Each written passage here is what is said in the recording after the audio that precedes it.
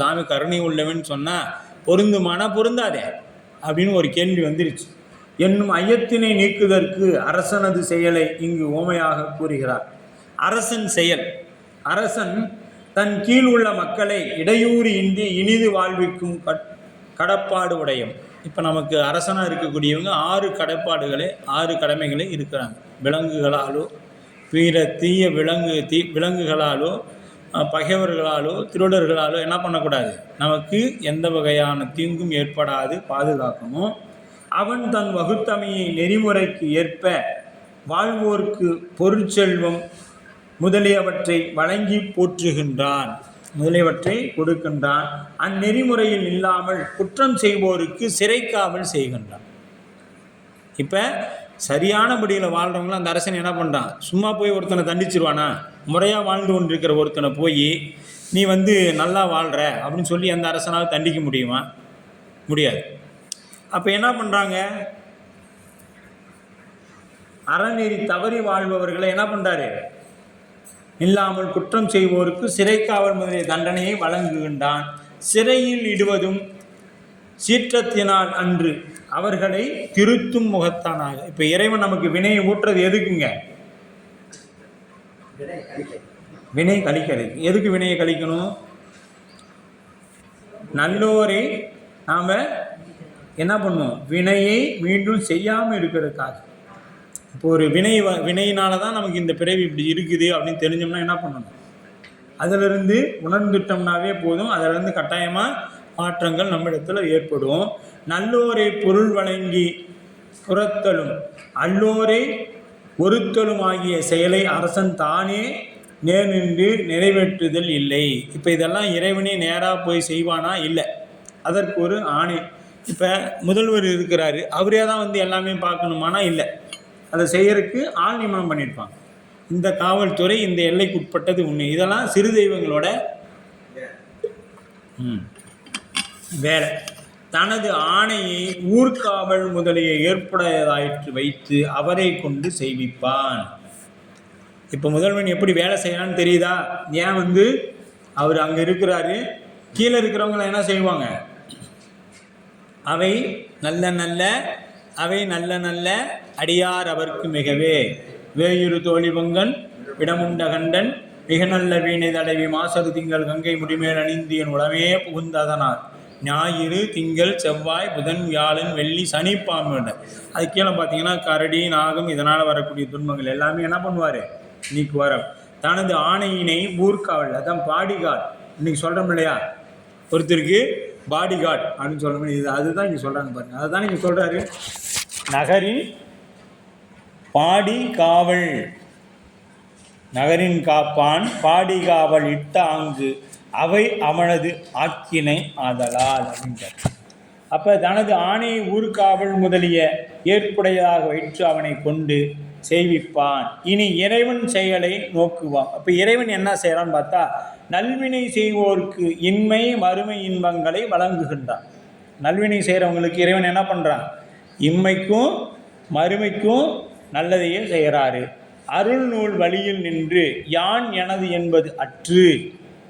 யாருக்கு செய்கிறாரு, யான் எனது அப்படிங்கிறத ஒழுகுவார்க்கு மெய் உணர்வு அளித்து தன் நிலைமையை அவர்களுக்கு தருகின்றான். தன் நிலைமையை தருகிறானே ஒழிய என்ன பாருங்க, இந்த இடத்துல தன் நிலைமையை அவர்களுக்கு தருகின்றான். இனி அறநூல் வழியில் நில்லாது தீவினைகளை செய்வார்க்கு நோய் வறுமை நிரயம் முதலிய உடல் துன்பங்களை அருள்நூல் வழியில் நில்லாது தன்முனைப்போடு நிற்போருக்கு பிறவி துன்பமாகிய உயிர் துன்பத்தை கூட்டுவிக்கின்றான்.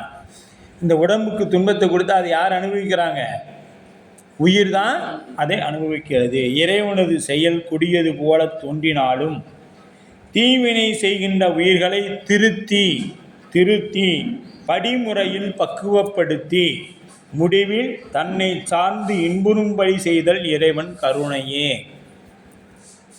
ஒரு ஆசிரியரோ அல்லது தாய் தந்தையினரோ இருக்கிறாங்க அப்படின்னா, ஒரு குழந்தையை ஏன் கண்டிக்கிறோம் அப்படின்னா, ஏன்னா இது கேள்வி என்னன்னா, உங்கள் இறைவன் கருணையாளனா, வினை வழி நடத்துகிறானா, அப்போ ஒருத்தனை உயர்வாகவும் ஒருத்தனை தாழ்வாகவும் ஏன் வைக்கிறானா, இந்த குழந்தைக்கு கொடுத்தா இது திருந்தும், இந்த குழந்தைக்கு கெடுத்தா அடித்தாதான் இது திருந்தோன்னு அடிக்க செய்வோம்.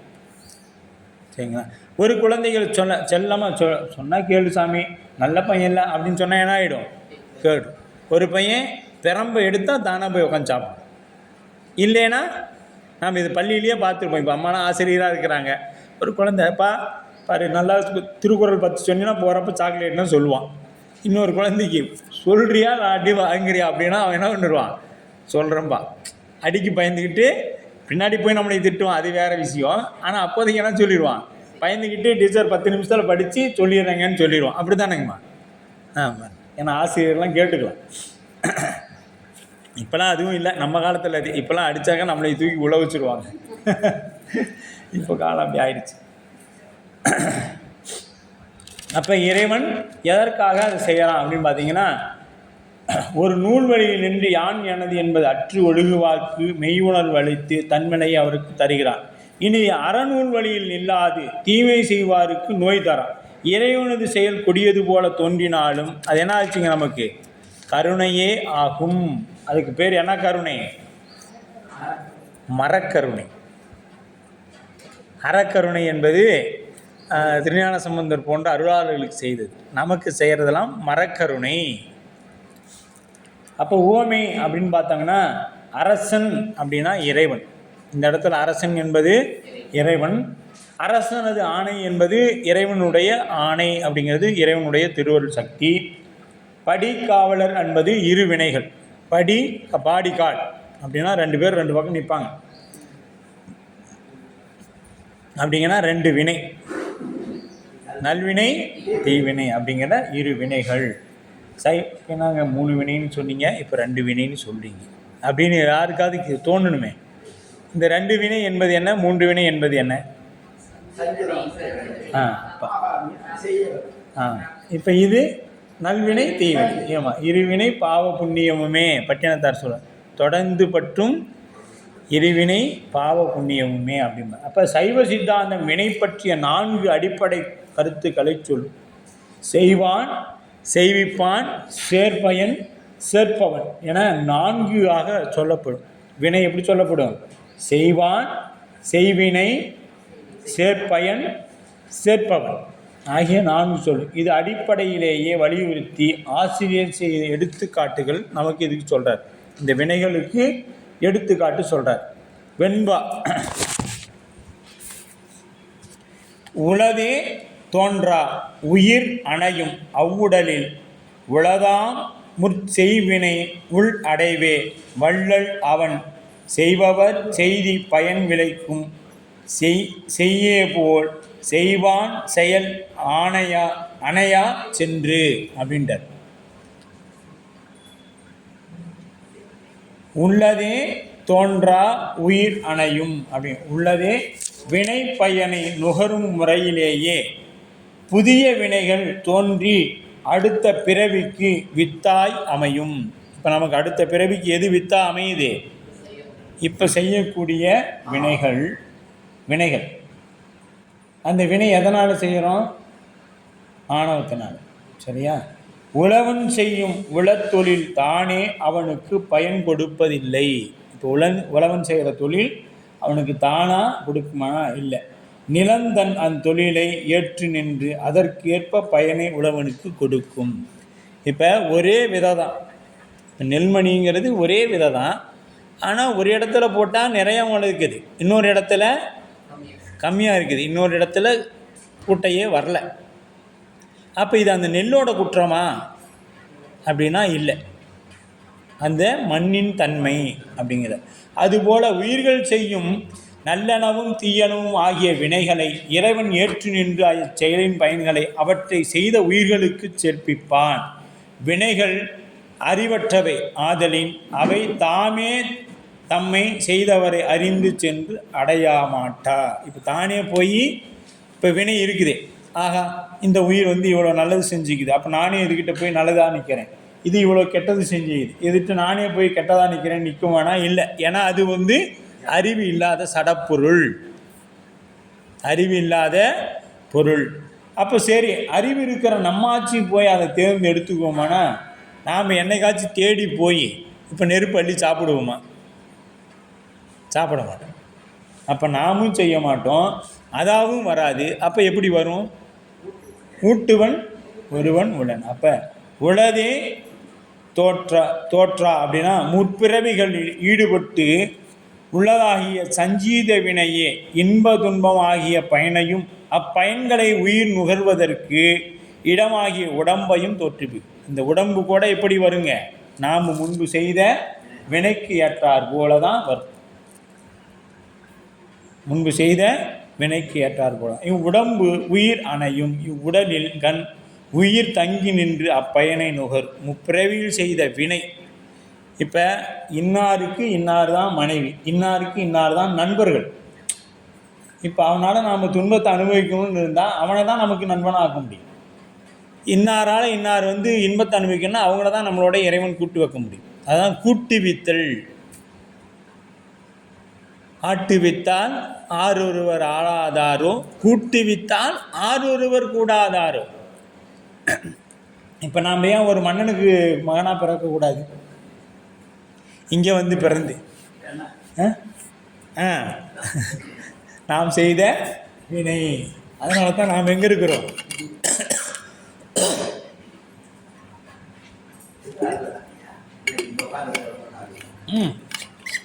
இது நாம் செய்த நல்வினை. நல்வினை செய்ததுனால இப்போ ஏறக்குறைய வகுப்பில் 60 மாணவர்கள் இருந்தாலும் இன்றைக்கி எவ்வளோ பேர்? குறைவானது தான் வந்திருக்கிறோம். ஏன் அப்படின்னா இவ்வளோ தான் இதை கேட்குற புண்ணியம். அவ்வளோதான் நாம் வர முடியும். அதுக்கு முன்னால் முற்பிறவியிலே செய்த வினை நுகரும் பொருட்டாக இனிவரும் பிறவியில் ஏதுவாக வினை உண்டாகாமல் எவ்வாறு எனில், முன் செய்த வினை முற்பிறவியில் செய்த வினையின் பயனாகிய இன்ப துன்பங்களை உள் விருப்பு வெறுப்புகளோடு அனுபவிக்கின்ற உள்ளுதல் என்பதற்கு இங்கு அனுபவித்தல் என்று உள்ளுனா அனுபவித்தல் என்று இங்கு பொருள் தரும். அடைவே அப்படின்னா முறைமையினாலேயே உளதாம் புதிய வினை அடுத்த பிறவிக்கு ஏதுவாக உண்டாகும். இப்போ விருப்பு வெறுப்போட அனுபவிச்சனா என்ன ஆகும்? இந்த வினையை அதற்கு வினை வந்துடும், ஆகாமிய வினை வந்துடும். அப்போ விருப்பு வெறுப்பு இல்லாமல் அனுபவிக்கணும். எப்படின்னா இன்பத்தில் இன்பப்படாமலும் துன்பத்தில் துன்பப்படாமலும். இதை நீங்களும் சொல்லிக்கிட்டே இருக்க வேண்டியதான், நாங்களும் கேட்டுகிட்டே இருக்க வேண்டியதான். இன்பம் வரும் பொழுது நாங்கள் சிரிக்கிறோம், துன்பம் வரும் பொழுதே நாங்களும் சிரிக்கணும். ஆனால் சிரிக்கிறோமா? இல்லையே. கோவப்படுறோம், அலறோம்ல. கேட்டாலும் நாம் 20 வருஷமாக இதை தான் படிக்கிறோம், திருமுறையும் படிக்கிறோம், யானையை போய் என் நெஞ்சுன்னு போய் படிக்கிறோம். மீண்டும் என்ன பண்ணுறோம்? கோபமும் படுறோம், துன்பமும் அனுபவிக்கிறோம். அப்போ நமக்கு என்ன உண்டு? செய்பயன் விளைவிக்கும். செய்யும் செயல்களை ஏற்றுகின்ற செயலுக்கு ஏற்ப பயனை கொடுக்கின்றது.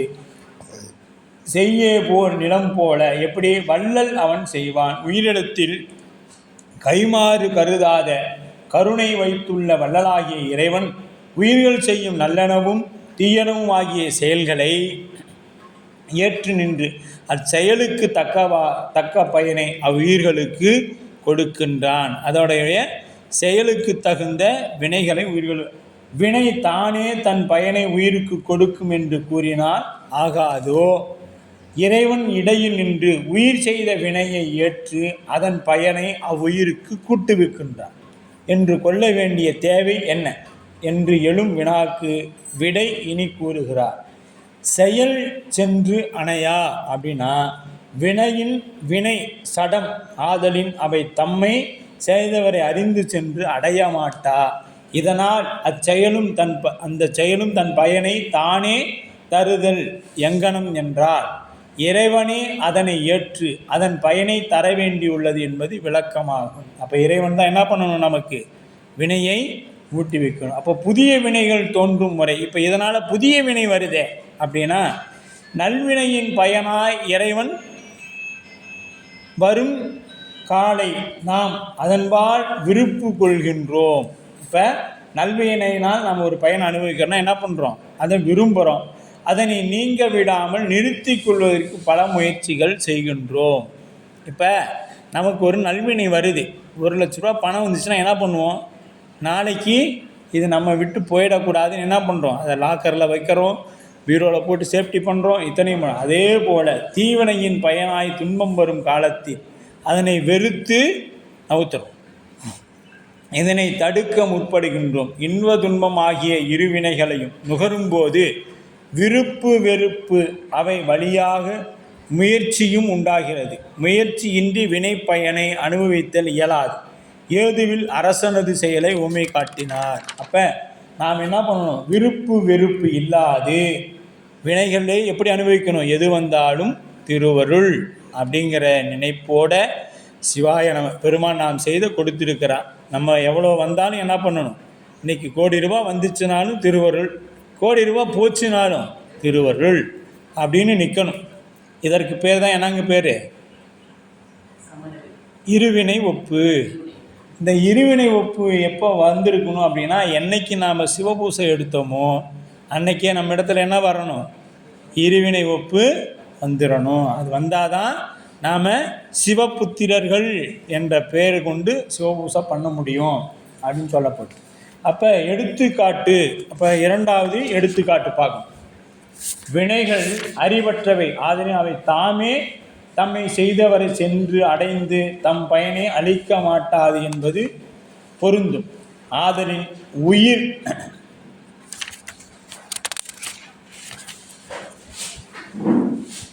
உயிர்கள் அவ்வுடைமையாதலில் அவை தாமே தாம் செயலின் பயனை எடுத்துக்கொள்ளும். அப்படின்னா உயிர்கள் எடுத்துக்கொள்ளுமானா இல்லை, வினைப்பயனை உயிரே அறிந்து எடுத்துக்கொள்ளாது அப்படிங்கிறார். எதில் சொல்கிறாரு? அடுத்த வெண்பால சொல்கிறார். அவ்வினையை செய்தானின் அவ்வினைஞன் தாம் சென்று ஆங்கு அவ்வினையை காந்தம் பசாசம் போல அவ்வினையை பேராமல் ஊட்டும் பிரானின் நுகரே ஆம்தாம் அறிந்து அணைவார் ஆங்கு அப்படின்னு. இப்போ இதை கொண்டு கூட்டி பார்க்கணும். அவ்வினைஞன் அப்படிங்கிறது, இணைஞன் அப்படின்னா வினையை செய்தார்க்கு இடமாகிய உடம்பில் பொருந்தி நின்று வினைகளை செய்தோர் அவ்வினைகளின் பயனை இறைவன் கூட்டுவிக்க அவற்றை அணுகுகிறது. இரும்பை ஒருவன் அருகில் கொண்டு வந்த பொழுதே காந்தம் அதனை ஈர்த்துக்கொள்ளும். இப்போ இரும்பு ஒரு பக்கத்தில் கொண்டு போனோடனே காந்தம் அந்த இரும்பு என்ன பண்ணிடும்? டக்குன்னு இழுத்துக்கும். இரும்பை ஒருவன் அருகில் கொண்டு வந்து பொழுதே காந்தம் அதனை ஈர்த்துக்கொள்ளும். அதுபோல இறைவன் கொண்டு வந்து சேர்ப்பிக்கவே உயிர் வினையை எடுத்துக்கொள்ளும். இப்போ இங்கே காந்தம் இருக்குது, இங்கே இரும்பு இருக்குது, இழுத்துருமானா இருக்காது. இங்கே பக்கத்தில் கொண்டு போனோன்னு என்ன ஆகிடும்? இந்த இரும்பு போய் ஒட்டிடும். அதுபோல் என்ன ஆகிடும்? வினையை இறைவன் எங்கே இருக்கணும்? ஆகாமியத்திலிருந்து எடுத்து கொண்டு வந்து நுகர கொடுக்கணும். கொடுத்தானா என்ன ஆகிடும்? இந்த உயிர் பெற்றுக்கொள்ளும். உயிர் தானாக போய் பெற்றுக்கொள்ளுமானா பெற்றுக்கொள்ளாது. வினை தானாக வந்து உயிரை பிடிக்குமானா அதுவும் பிடிக்காது. இந்த இரும்பும் காந்தமும் இருப்பது போல தனித்தனியாக இருக்கும். பக்கத்தில் நெருக்கி வைத்த உடனே இந்த இரும்பு என்ன ஆகிடும்? போய் அந்த காந்தத்தோட இப்படி ஒட்டிடும். விளங்குதுங்களா? வினை இரும்பை எவ்வுயிருக்கும் எப்பயனையும் எவ்விடத்தும் எப்பொழுதும் சேர்ப்பிப்பது என்பதை அறிந்து அவ்வுயிருக்கு அப்பயனை அவ்விடத்தில் அப்பொழுது தப்பாமல் இறைவன் சேர்ப்பித்தலை என்றார். அவரவருக்குள்ளபடி ஈசன் அருளாளி அவரவரை கொண்டு இயற்றுமானால் அவரவரை நல்லார் பொல்லார் என்று நாடுவது என் நெஞ்சே எல்லாம் சிவன் செயல் என்று என். அவரவருக்குள்ளபடி ஈசன் அருளாளே அவரவரை கொண்டு இயற்றுமானால் அவரவரை நல்லார் பொல்லார் என்று நாடுவது என் நெஞ்சு. அப்போ இந்த காலத்தில் அதுவும் சிவஞான சித்தியால் சொல்லும், பேரு இளவு இன்பமோடு பிணி மூப்பு சாக்காடி வார் முன் கருவில் பட்ட. என்ன நேரத்தில் பேரு, என்ன நேரத்தில் எந்த இடத்துல எப்படி பிறக்கணும்? சிறுசிறினா நார்மல் டெலிவரியா? இதெல்லாம் யார் முடிவு பண்ணுவா? இறைவன் முடிவு பண்ணுவான். சரிங்களா? ஏன்னா அந்த காலத்தில் சொல்லுவாங்க, பயிர் நட்டுட்டுக்குள்ளே குழந்தை பிறந்துட்டு குழந்தைய தூக்கி கரையில் போட்டுட்டு பயிர் நட்டவங்களாம் இருக்கிறாங்க. இந்த காலத்தில் என்ன பண்ணுறாங்க, 3வது மாதத்திலிருந்து அதுக்கு ஊசியை போட்டு நீ எந்த வேலையும் செய்யக்கூடாது, உனக்கு மாமியார் தான் எல்லா வேலையும் செய்யணும் அப்படின்னு சொல்லி மாமியா குழந்தை பிறக்குள்ளப்பட்ட சிரமத்தோடு இப்போ அதிக சிரமப்பட வச்சு மாமியாவை நாம் என்ன பண்ணுறோம், சிசரியும் பண்ணிக்கிறோம். அதெல்லாம் நம்ம கையில் இல்லை, இதெல்லாம் இறைவன் முடிவு பண்ணி வச்சுருக்கான். அந்த அம்மா என்ன சிரமப்படணும், அந்த மருமகை எவ்வளோ சுகமாக இருக்கணுங்கிறது இறைவன் முடிவு பண்ணியிருக்கான். நாம் நினச்சிக்கிறோம் நமக்கு வந்த மருமகத்தான் இப்படின்னு. அது போன பிரிவில் நாம் பண்ணியிருப்போம். அது இப்போ நமக்கு மருமகளாக இருந்து பண்ணுது. நாம் மாமியாராக இருந்து பண்ணுறது அது இப்போ மருமகளாக நமக்கு பண்ணுது அப்படின்னு நாம் எடுத்துக்கணும். அதுதான் உண்மை, எடுத்துக்கணும் இல்லை, அதுதான் உண்மை. சரிங்களா? அப்போ அந்த வினையை இவர் தான் இப்படித்தான் நுகரணும், நமக்கு இப்படித்தான். நம்ம எல்லாருக்கும் அழகான மனைவி வேணும்னு தான் ஆசை. எல்லா பெண்களுக்கும் அஜித் மாதிரி பொண்ணு மாப்பிள்ளை வேணும்னு தான் ஆசை. ஏன்னா எல்லாருக்கும் அப்படியே அமைஞ்சிருமானா முடியாது. இப்போ ஒரு இடத்துல பார்ப்போம், அந்த அம்மா பார்க்குறதுக்கு ரொம்ப சாத்வீகமாக இருப்பாங்க எங்கே வெளியில். ஆனால் நாம் என்ன நினச்சிருப்போம், அந்த மாதிரி எனக்கு ஒரு மனைவி வேணும்னு சாமிகிட்ட நினச்சிருப்போம். சாமி கொடுத்துருவார். ஆனால் அப்புறம் அந்த அம்மா வீட்டுக்குள்ளே என்ன பண்ணுமோ அது அங்கே போய் பார்த்தா தான் தெரியும். இங்கே சாத்வீகமாக இருந்த தேவியாக இருந்தது, அங்கே போனால் காளி தேவியாக மாறிடும். இங்கே தேவியாக இருந்தது, இந்த 4 சவத்துக்குள்ளே போனோன்னு என்ன ஆகிடும், காளி தேவியாக மாறிடும். அப்புறம் அந்த ருத்ரனை போட்டு மிதிக்கிற மாதிரி ஒரு படம் வச்சுருப்பாங்க, அது மாதிரி அவரை தூக்கி போட்டு மிதிக்கும். அப்புறம் சாமிகிட்ட போய், ஏன் சாமி இப்படி கொடுத்த, நான் நீ தாண்டா கேட்டேன் அந்த மாதிரி வேணும்னு அப்படின்னு சாமியும் என்ன சொல்லுவார், நமக்கு அதை அப்படி தான் சொல்லுவார் இல்லையா? அதுபோல தான் கேட்பதனால கொடுக்க மாட்டார், நாம் அதுக்கு செய்த பாவ புண்ணியத்துக்கு கேட்டார் போல இறைவன் கொடுத்துருப்போம். அப்போ வினைப்பயனை உயிர்களோடு கூட்டி வைப்பதற்கு வேறு யார் தான் உள்ளார்? இப்போ யார் தான் இருக்கிறாங்கன்னு பார்த்தோமா? அவர் வினைஞர் அப்படின்னா வினைகளை செய்த ஆன்மாக்கள். வினைஞர் அப்படிங்கிறார். வினைஞர் அப்படின்னா வினைகளை செய்த ஆன்மாக்கள். வினைகளை செய்தலின் வினைகளை செய்யும் இடமாகிய உடம்பில். இந்த வினை எங்கேருந்து செய்ய முடியும்? உயிர் அப்படியே கேவலத்திலேருந்து அப்படியே வினை செஞ்சிருமானா இல்லை, உடம்புக்கு. நம்ம திருவருட்பயன் பார்க்கும் பொழுது உண்மை விளக்கத்தில் பார்த்தோம். நமக்கு இறைவன் என்ன பண்ணுறான், 1000 வினைகள் செய்திருக்கிறோம், 100 வினைகளை எடுத்து அப்படி கலந்து சீட்டுக்கட்டில் கலக்கிற மாதிரி கலந்து, நல்லது கெட்டது ரெண்டையும் கலந்து எல்லாம் என்ன பண்ணுறாரு, ஒரு டப்பாக்குள்ளே போட்டு இங்கே அனுப்பிட்டார். நாம் இங்கே என்ன பண்ணுறோம், அனுபவிச்சுட்டே இருக்கிறோம். அனுபவிச்சதில் என்ன பண்ணுறோம், கார் வாங்கினோன்னு சந்தோஷப்படுறோம், பொண்டாட்டிகிட்ட சண்டை போட்டால் கோவப்படுறோம், வருத்தப்படுறோம். இப்போ இது நல்வினை தீவினை வந்துருச்சு. இதெல்லாம் சாமி ஒரு பக்கம் எல்லாம் எழுதுறாரு. அப்புறம் நமக்கு 1 லட்ச ரூபாயை காப்பாற்றுறதுக்கு என்ன பண்ணுறோம், அதை அவன்கிட்ட பிடுங்கி நம்மகிட்ட போகாமல் இருக்க என்னெல்லாம் தீங்கு செய்யணுமோ அதெல்லாம் தீங்கு செய்து இதெல்லாம் பத்திரமா பண்ணி வச்சுக்கிறோம். அந்த பக்கம் இந்த பணம் பத்திரமாக்குற மாதிரி நம்ம வினையும் பத்திரமா ஏறிட்டே இருக்குது. ஏறினோடனே சாமிகிட்ட போய் நிற்கிறோம். இன்னும் பார்த்தோன்னே, சாமி நீங்கள் கொடுத்த வினை 100 கழிச்சிட்டேன், மீதி எனக்கு 1000ல் 900 கொடு, நான் போய் கழிக்கிறேன் அப்படின்னோடனே, இருப்பா அவசரப்படாத சாமி, இருப்பா அவசரப்படாத, நீ 100 கொண்டு போனியா, 200 பெருகி வந்துருச்சு, இப்போ 1100 ஆகி போச்சு. இப்போ மறுபடியும் சாமி என்ன பண்ணுறாரு, 200 கொடுக்குறாரு. மீண்டும் அந்த 900 அப்படியே தான் இருக்குது. அடுத்த வரைக்கும் போயிட்டு வந்த உடனே அது என்ன ஆகிடுச்சான், 1400 ஆகிடுச்சு. இப்படியே பெருகிக்கிட்டே போகுது. விண்ணுரை அடுக்கிய விறகின், நம்ம வினை எப்படிக்குது, அப்புறம் சாமி சொல்லுவார், விண்ணுரை அடுக்கிய விறகின், வானத்தை முற்ற அளவுக்கு இருக்குது வினை. அதை விலகின் வவ்வலல் பண்ணிய உலகின் பயின்ற பாவத்தை நன்னி நின்று அறுப்பது. இத்தனை இவ்வளோ இருந்தாலும் அது என்ன ஆச்சுங்க, ஒரே ஒரு சின்ன தீக்குச்சி போதும். இவ்வளோ பெரிய இதுக்கும் நமசிவாயங்கிற ஒரு தீக்குச்சி போதும். அதான் யமன்கிட்ட போய் சொல்லுவார் அப்பர் சுவாமி தான்.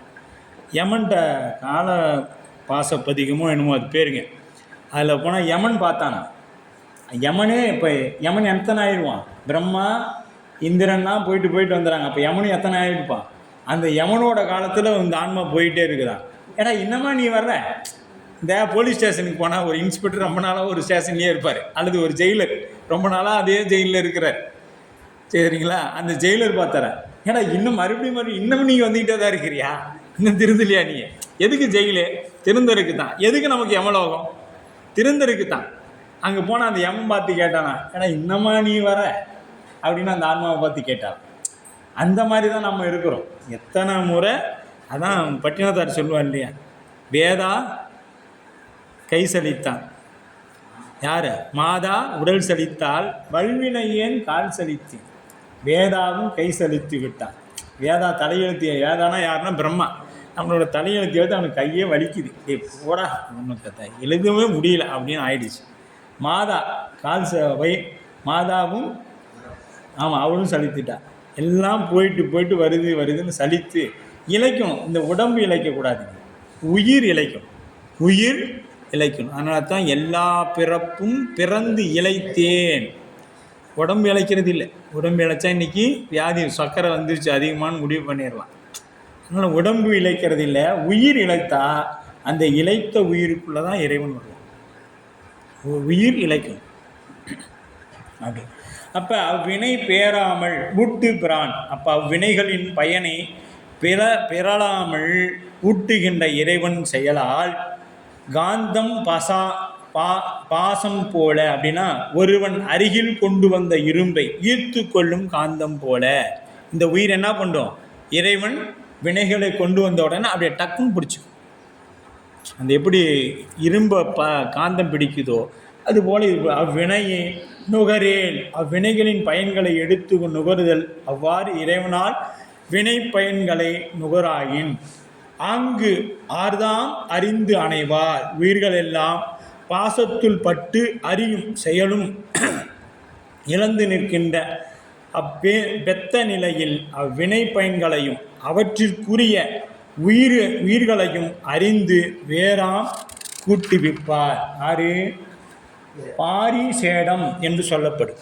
பாரிசேடம் அப்படின்னா ஒரு வீட்டில் கணவன் மனைவி மகள் தொலைக்காட்சி பெட்டி. இதை வச்சுக்குவோம். கணவன் மனைவி மகள் தொலைக்காட்சி பெட்டி. இவர்கள் வெளியில் சென்று விட்டனர். இப்போ 3 பேர் இருக்கிறாங்க. கணவன் மனைவி 2 பேர் எங்கே போயிட்டாங்க? கோயிலுக்கு போயிட்டாங்க. உள்ளர நம்ம போகிறோம். தொலைக்காட்சி பெட்டி ஓடிட்டுருக்கு. ஆனால் அங்கே பார்த்தா யாரும் இல்லை. மகள் பார்க்கிறாள் என்பது துணியலாம். அங்கே யாரும் இல்லை, பெரியவங்க யாரும் இல்லை. ஆனால் யார் பார்க்குறாங்க? ஒரு குழந்தை பார்த்து கொண்டிருக்குது. இவ்வாறு துணியும் முறையினை பாரிசேடம் என்று, அதாவது தமிழில் ஒளிவு முறை அப்படின்னு போரு. அப்போ இதில் 3 பேர் யார் அப்படின்னா இறைவன், உயிர், வினை. இறைவன், உயிர், வினை அப்படின்னு சொல்லப்படும். வினை சடம், அது தானே சென்று அடையாது. தானே சென்று அடையாது. உயிர் அறிவுடையதாயின் அது அறிவு அறியாமையினால் மூடப்பெற்று விளங்காது கிடத்தலின் அதுவும் தன் செய்த வினையினை பயனை அறிந்து எடுத்து கொள்ளவும் மாட்டார். தானே போய் நான் இவ்வளோ நன்மை செஞ்சுருக்கேன், நான் இவ்வளோ தீமை செஞ்சுருக்கிறேன்னு என்ன பண்ணாது. இந்த உயிரும் தானே போய் எடுத்துக்கொள்ளாது. எஞ்சியுள்ளனாகிய இறைவன் வினைகளின் பயனை கூட்டுவிப்பான் என்பது பாரிசேடம் எனப்படும். அதற்குத்தான் பாரிசேடம் எனப்படும். வினைப்பயனை ஊட்டுவன் அப்படிங்குது. அவ்வுயிரின் வினைப்பயனை அவ்வுயிர்களாகவும் மிகாமல் குறையாமலும் ஒப்ப நாடி அவற்றுக்கு தக வழங்குதல். இப்போ சாமி என்ன பண்ணுறாரு?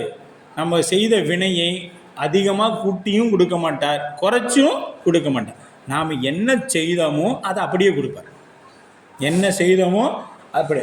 பேராமல் ஊட்டும் பிரான் அப்படின்னு சொல்லுவார். பேராமல் ஊட்டுவது, ஊட்டுவது அவனது சக்தியாகிய திருவருளை என்பது உணர்த்தும். சக்தியாகிய திருவருளினால்தான் இறைவன் நமக்கு வினைகளை ஊட்டுகிறான். வினைக்கு ஏற்ப நன்மை தீமைகளை இறைவன் வருவிக்கின்றான் என்பதை உணராமல் அகுது என்னால் வந்தது.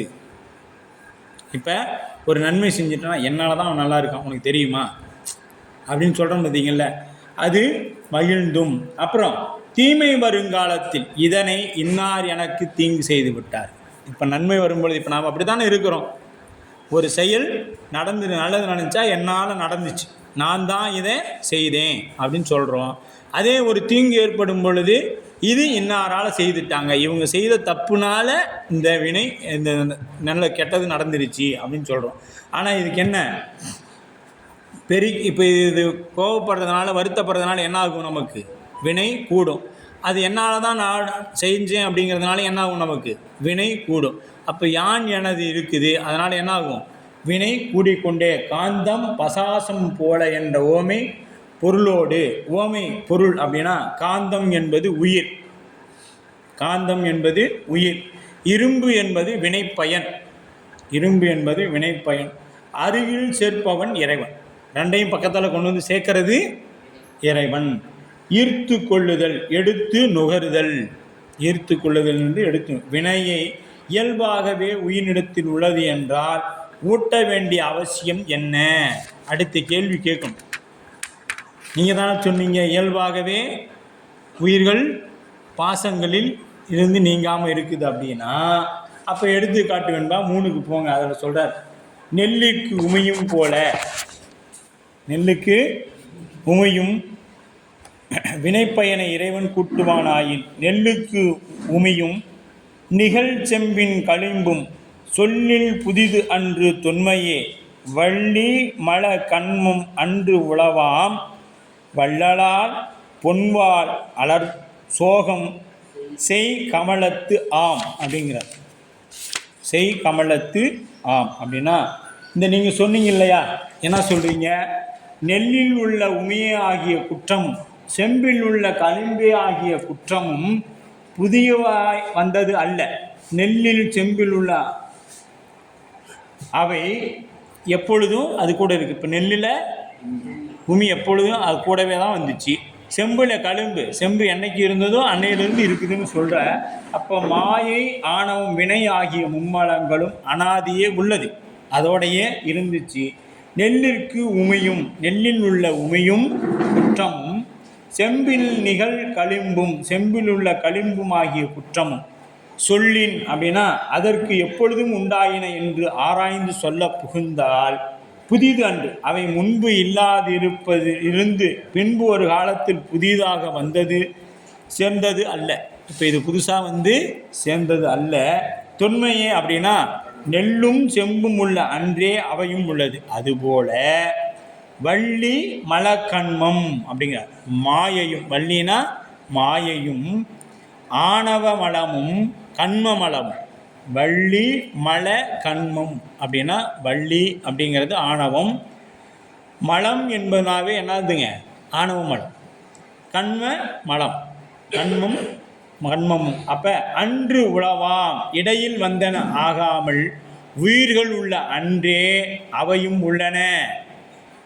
எனவே இம்மூமலங்களும் அனாதியே உண்டு அப்படின்னு நாம் திருவொற்பயனில் படித்தோம் இல்லையா. பொன் சூரியனானது வாள் அப்படின்னா ஒளியால், சூரிய ஒளியால் அலர் சோகம் மலர்தலும் கூம்புதலும் செய் கமலத்து செய்கின்ற தாமரை மலர் போல வள்ளலால் ஆம் அம்மும்மலங்களும் இறைவனது சக்தியாலே செயல்படுகிறது. இந்த 3 மலமும் எப்படி இந்த சூரிய ஒளியை கண்ட தாமரை மலர்கின்றதோ அதுபோல், இப்போ எல்லா தாமரையும் ஒன்றா மலர்ந்துருமா?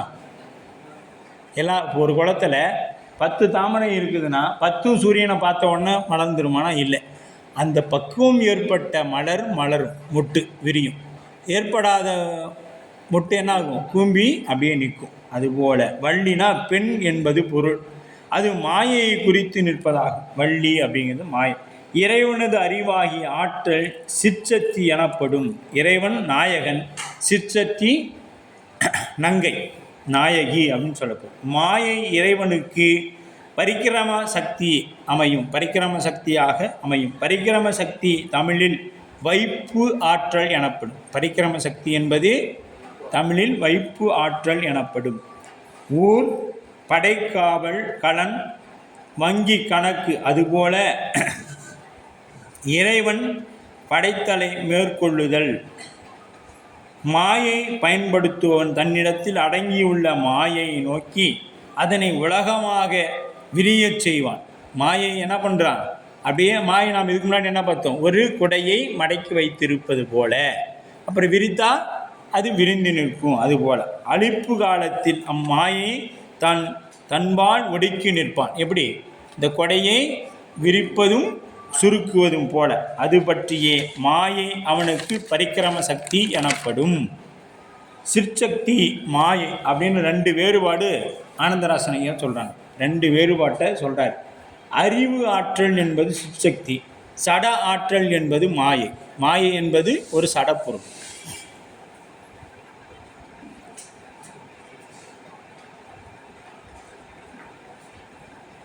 ரெண்டாவது, சிற்சக்தி என்பது இறைவனின் வேற ஆகாமை, மாயை என்பது இறைவனின் வேறாதல். 3, தாதான்மிய சக்தி என பெயர். எதுக்கு? சிற்சக்திக்கு தாதான்மிய சக்தி என்றும். பரிக்கிரம சக்தி என பெயர் பெறுதல் மாயை.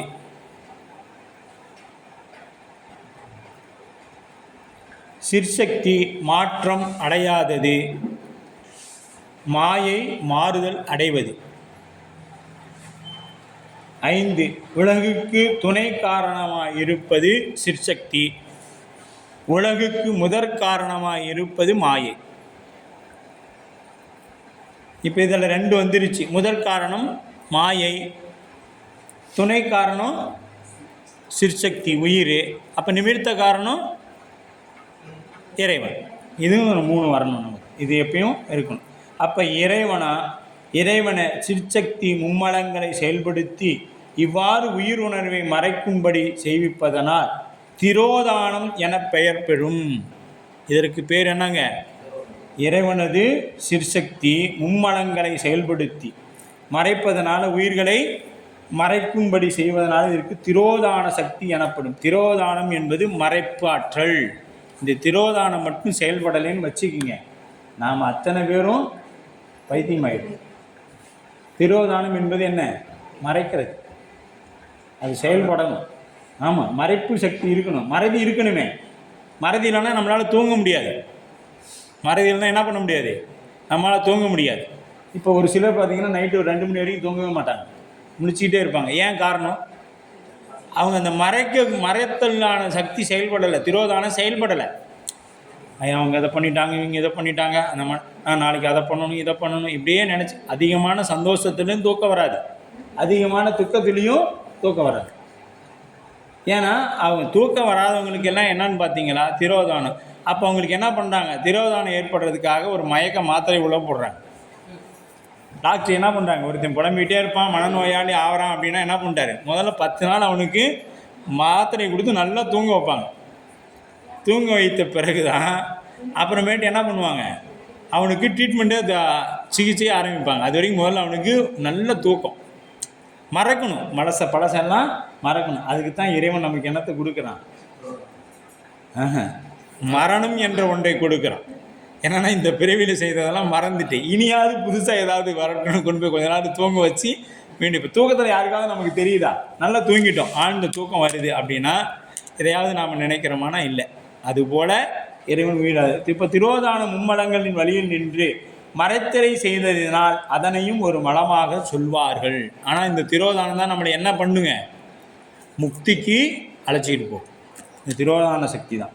அப்போ பக்குவ நிலை எய்திய காலத்தில் திரோதான சக்தியே அந்நிலையை நீக்கி அருள் சக்தியாக உயிரினில் பதியும். அவ்வாறு திரோதான சக்தி என்றும் அருள் சக்தி என்றும் பொறுப்பு. இந்த திரோதானம் தான் என்ன ஆகும்? நமக்கு பின்னாடி அருள் சக்தியாக மாறும் அப்படின்னு சொல்லப்படுது. இதில் 3வது கூறு. இப்போ 3வது கூறு